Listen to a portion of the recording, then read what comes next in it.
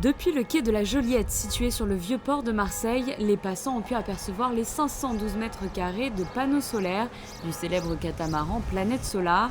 Cet impressionnant navire qui a effectué le tour du monde de 2010 à 2012, alimenté uniquement par énergie solaire, a effectué une escale à Marseille à l'occasion du Forum méditerranéen sur le climat. Ce bateau est particulièrement connu à Monaco puisque à l'origine, il a été fait, sa première mission c'était de faire le premier tour du monde à l'énergie solaire. Il est parti de Monaco, il est arrivé à Monaco.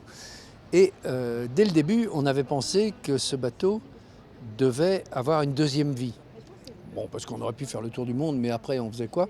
Et le bateau a été conçu dès l'origine pour cette deuxième vie, c'est-à-dire qu'il a été fait plus grand, peut-être plus lourd, donc un peu moins rapide, mais avec la capacité d'embarquer des passagers.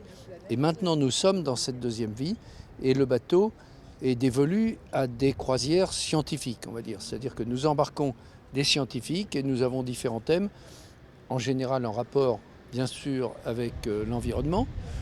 Et le bateau sert de plateforme pour ces études scientifiques.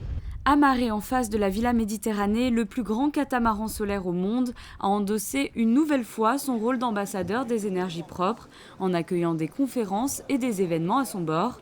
Depuis le 27 septembre 2010, date de son départ du Tour du monde débuté à Monaco, Planète Solar a effectué pas moins de 4 expéditions.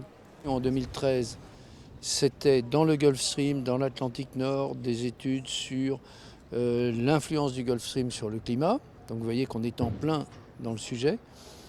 Et puis l'année dernière, on était en Grèce et là on a fait de la bathymétrie, c'est-à-dire de la cartographie des fonds sous-marins en cherchant des traces de cités préhistoriques avant la montée des eaux. Donc là encore, c'est lié au climat. Et maintenant, la prochaine mission, dans un an, nous partirons pour l'Amérique du Sud et notamment la région de Rio. Avant cette prochaine mission, Planète Solar regagnera la Bretagne, où il subira des travaux de maintenance et quelques transformations. Ces modifications viseront à rendre le navire opérationnel pour sa prochaine expédition, axée autour de la problématique de la pollution des plastiques dans les océans.